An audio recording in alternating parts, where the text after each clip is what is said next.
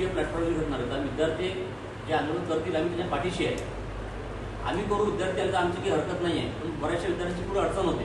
त्याची अडचण होऊ नये तर त्यांच्या आंदोलन आम्ही 100% सोबत आहे. याच्या अगोदर सुद्धा पुण्याला आंदोलन झालं ते 2022मध्ये, तेव्हा त्यांच्यासोबत युवक काँग्रेस उभी होती. तर संघटनेने या आमचं म्हणणं नाही आहे, कोणी येईल कोण नाही येईल आम्हाला माहीत नाही, पण युवक काँग्रेस ठामपणे उभी आहे. नमस्कार. बाकीचे सगळे जे सांगायचं होतं ते बाजूदारांनी आपल्याला अपडेट केलेलंच आहे. मी एकदम शॉर्टकटमध्ये तुम्हाला महत्त्वाचे काही पॉईंट सांगतो, ते खूप महत्त्वाचे आहे आणि तुमच्या पत्रकार बांधवांपासून अशी अपेक्षा आहे की ते तुम्ही नक्कीच हायलाईट करतो म्हणजे समोर तुमच्या प्रिंट मीडियाच्या माध्यमातून इलेक्ट्रॉनिक मीडियाच्या माध्यमातून सरकारपर्यंत आयोगापर्यंत पोहोचवा. सगळ्यात महत्त्वाचा पॉईंट असा आहे की तुम्हाला माहिती आहे 2-4 दिवस अगोदर सारथीचा कार्यक्रम पार पडला पुण्याला. सारथी ही जी संस्था आहे ही सारथी संस्था मराठा विद्यार्थी ओपन विद्यार्थ्यांसाठी स्कॉलरशिप देते आणि त्यासाठी ही संस्था महाराष्ट्र शासनाने काढली.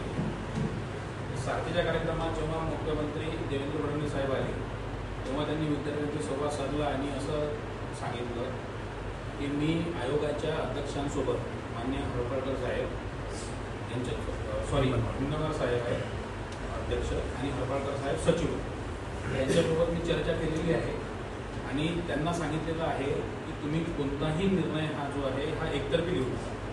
हा तुम्ही विद्यार्थ्यांची सल्लामसलत करून विद्यार्थी प्रतिनिधी असतील, त्यानंतर क्लासेसवाले असतील, पुण्यातले महाराष्ट्रातले त्यांच्याशी चर्चा करा. विद्यार्थ्यांची चर्चा करूनच आणि त्यांचं मत जाणून आणि विद्यार्थ्यांचा कल कशाच्या बाजूने आहे हे सगळं लक्षात घेऊनच तुम्ही निर्णय घ्या.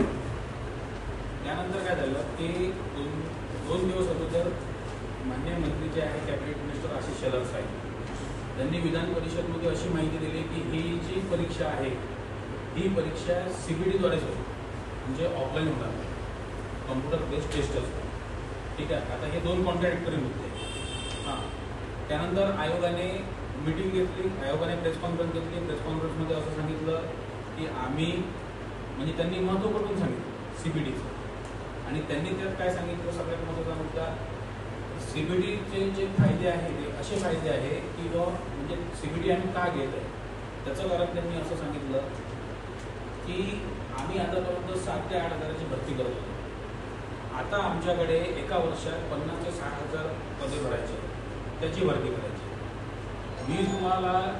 तुम्ही संशोधन करा, मी चॅलेंज करतो आणि कितीही मोठी पदाची भरती झाली, समजा 1 लाख संवर्ग पदाची जरी भरती झाली तरी 2 लाखाच्या वरचा फॉर्म येत नाही, म्हणजे 2 लाखाच्या वर ते मुलं अपियर करत नाही MPSC पूर्व परीक्षेसाठी. ठीक आहे.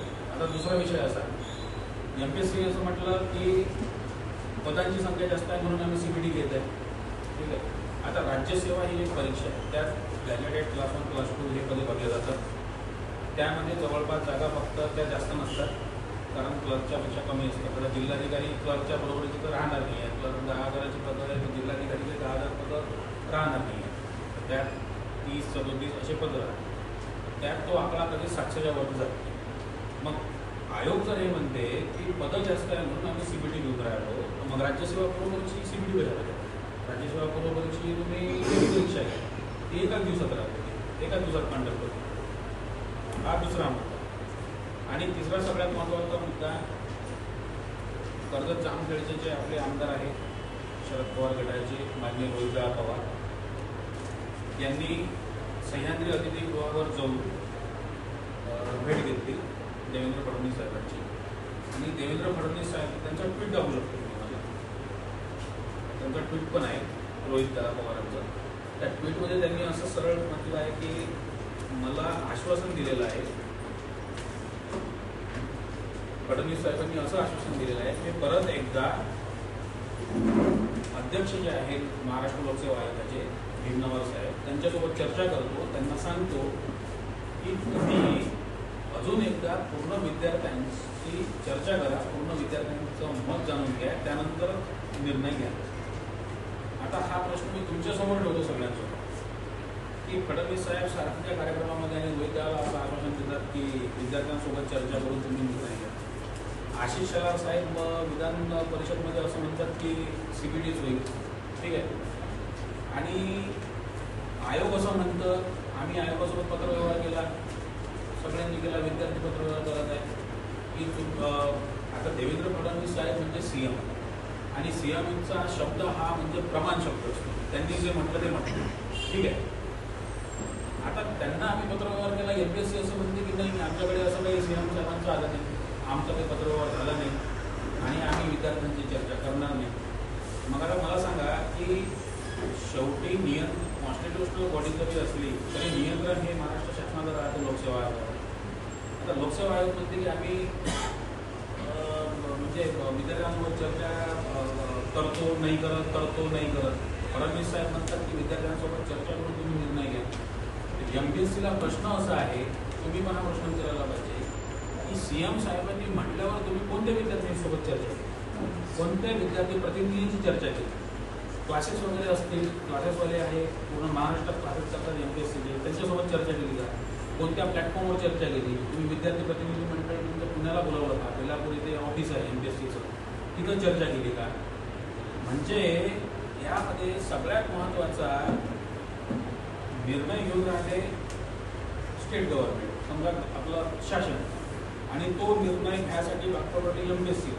ठीक आहे, ह्या दोन बॉड्या झाल्या. यात सगळ्यात मोठा विषय आणि सगळ्यात भावनिक विषय आणि ज्यांना पेपर द्यायचा आहे तो सगळ्यात मोठा विषय आहे विद्यार्थी. आणि याच्यात विद्यार्थ्याचं मतच नाही, शासनाचं मत आहे, आयोगाचं मत आहे, विद्यार्थ्याचं मत असतं. विद्यार्थ्यांना काय हवं, म्हणजे विद्यार्थ्यांचं मत काय, CBT झाली पाहिजे, ऑफलाईन झाली पाहिजे, हा विषयच नाही. हा विषय संपून टाकला. आता सगळ्यात मोठा विषय मी अजून एक MPSCला विनंती करतो तुमच्या वतीने की MPSCने विद्यार्थी प्रतिनिधींची चर्चा करा, विद्यार्थ्याची चर्चा करा. नाही तर MPSCचं एक चॅनल आहे टेलिग्रामला, ऑफिशियल चॅनल आहे MPSCचं टेलिग्रामला त्यांनी पोल घ्या. जसा टेलिग्रामला आपण पोल घेत असतो, रेफरेंडम घ्या. विद्यार्थ्यांचा रेफरेंडम त्यांनी घेतलं पाहिजे, सर्वांना घेतलं पाहिजे की किती टक्के विद्यार्थ्यांना CBT हवी आहे आणि किती टक्के विद्यार्थ्यांना CBT नाही पाहिजे, ऑफलाईन पाहिजे, किती टक्के विद्यार्थ्यांना ऑनलाईन पाहिजे. हा त्यांनी पोल घ्यावा आणि त्या पोलमध्ये जर सगळ्यात जास्त पर्सेंटेज हे CBTचं असलं तर तमाम महाराष्ट्रातील विद्यार्थ्यांना तो निर्णय मान्य. पण ॲटलिस्ट जर देवेंद्र फडणवीस साहेब एवढे मोठे म्हणजे स्ट्रॉंग सीएम आतापर्यंत, आपण असं म्हणूया की स्ट्रॉंग सीएम आतापर्यंत, त्यांनी MPSCला जर असं सांगितलं अध्यक्षांना की तुम्ही विद्यार्थ्यांशी चर्चा करून हा निर्णय घ्या, आणि MPSC जर सीएम साहेबांचा ऐकत नसेल तर मग हा MPSCचा हे की बरोबर आहे. MPSCने यात विचार करायला पाहिजे. तर आमची विद्यार्थी प्रतिनिधी म्हणून माझी एवढीच मागणी आहे की विद्यार्थ्यांच्या, पूर्ण महाराष्ट्रातल्या विद्यार्थ्यांच्या भावना तीव्र आहे. आजही वर्ध्याला आंदोलन म्हणजे मोर्चा होता जिल्हाधिकारी कार्यालयावर. काल तुम्हाला माहीतच असेल की मोर्चा होता. 12 तारखेला मुख्य परीक्षा आहे 2026ची गटवाची, आणि आतापर्यंतचं भूतून भविष्य एवढा विरोध कधीच झाला नसेल आणि एवढ्या संख्येनं विद्यार्थी रस्त्यावर कधीच आले नसेल. एवढे विद्यार्थी म्हणजे मानसिकता बदललेली आहे, विद्यार्थी रस्त्यावर उतरले, त्याचे पडसाद तुम्हाला 12 तारखेनंतर मिळेल. आणि दुसरा सगळ्यात महत्त्वाचा मुद्दा, आता तुम्हाला जो महत्त्वाचा मुद्दा होता आपला तो CBT आपल्याला पाहिजे हा होता. दुसरा सगळ्यात महत्त्वाचा मुद्दा असा की आम्ही RTI टाकला होता 10 सप्टेंबर 2024. ठीक आहे, नगर परिषद प्रशासन संचालनालय की तुमच्याकडे किती रिक्त जागा आहे आणि त्या रिक्त जागेचा अहवाल मागवला होता. त्यानंतर त्यांनी जिल्हा वाईज घेऊन आम्हाला रिक्त जागेचा अहवाल दिला आणि रिक्त जागेचा अहवाल देऊन सगळे पदं होते 3138 पद, 3138 पद. हा RTI. ठीक आहे. त्यानंतर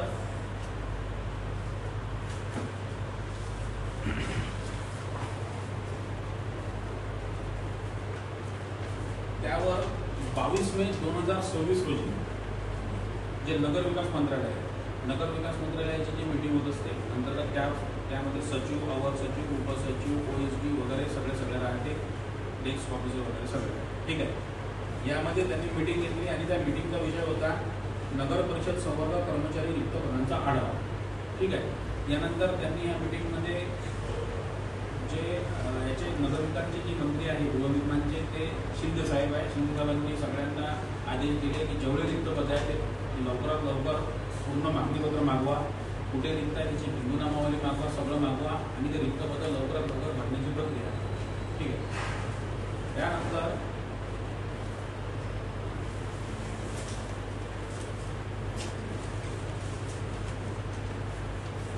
तसं सांगा, कागद राहू द्या. तुम्ही जे सांगता विश्वास आला त्यावरती तुम्हाला ते सांगायचं तर सांगून पण जाते कागद आणि काढायला वेळ झाला. आता 5/6/2024 मध्ये नगर परिषदनी मिटिंग घेतली. ते त्यांची पहिली मिटिंग त्यांनी मिटिंग घेतली 5/6/2024 रोजी. त्या मिटिंगचा विषय काय होता की पूर्ण महाराष्ट्राच्या जिल्ह्यामध्ये नगर परिषदचे किती पद रिक्त आहे, त्यात प्रामुख्याने कर निर्धारक आणि सॅनिटरी इन्स्पेक्टर ह्या 2 पदाची सगळ्यात मोठी संख्या आहे. किती पद रिक्त आहे ते लवकर लवकर मागवा आणि त्याची प्रोसेस चालू करा. ही त्यांची पहिली मिटिंग. म्हणजे हे झाली दुसरी. समजा आदेश मंत्री महोदयांनी आदेश दिल्यानंतर दुसरी मिटिंग. त्यांची परत तिसरी मिटिंग झाली 9/6/2026 म्हणजे नगर परिषद संचालनालयाची.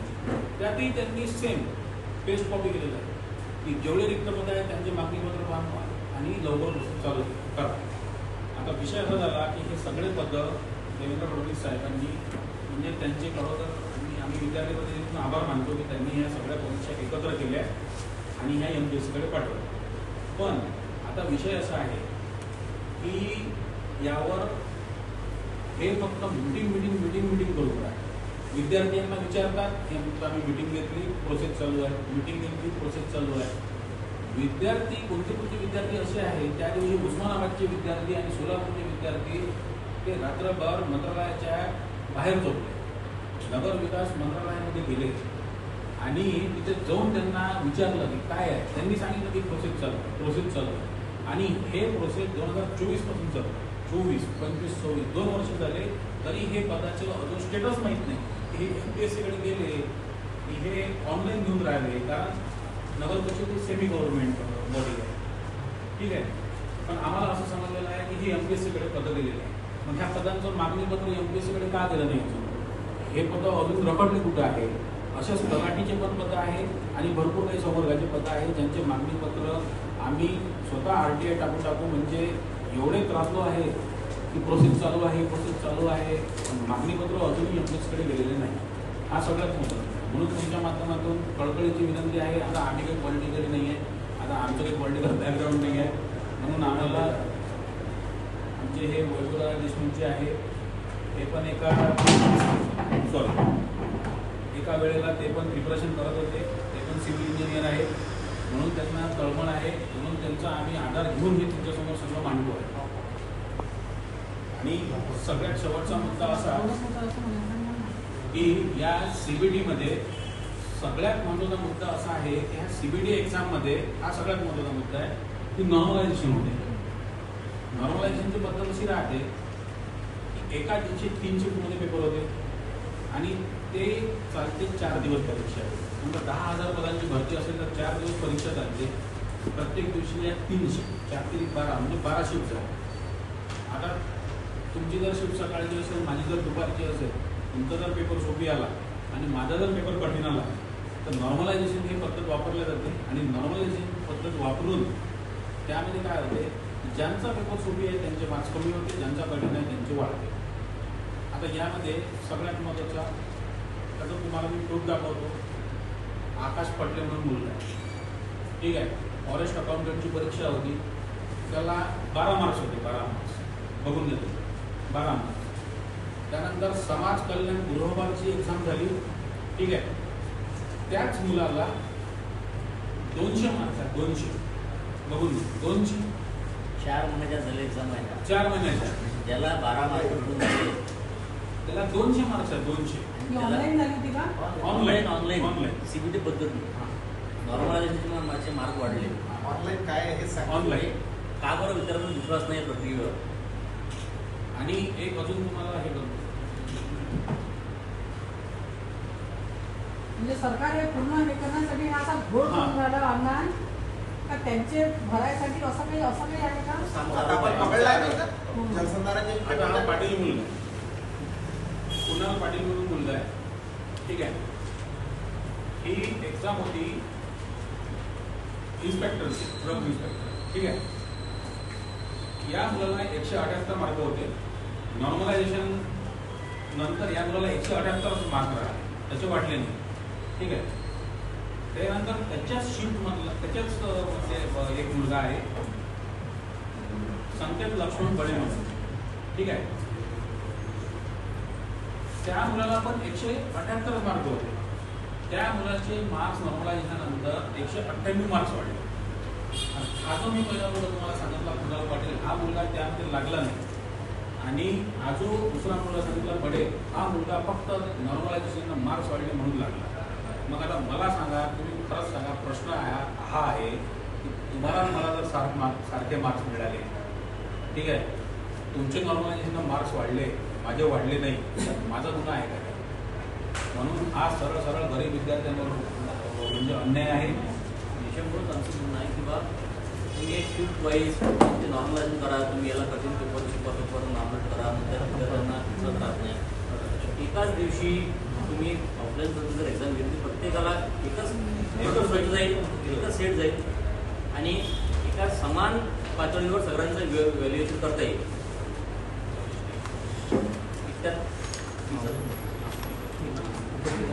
काय सर्व पकडण्यासाठी युवक काँग्रेस काय भूमिका घेणार?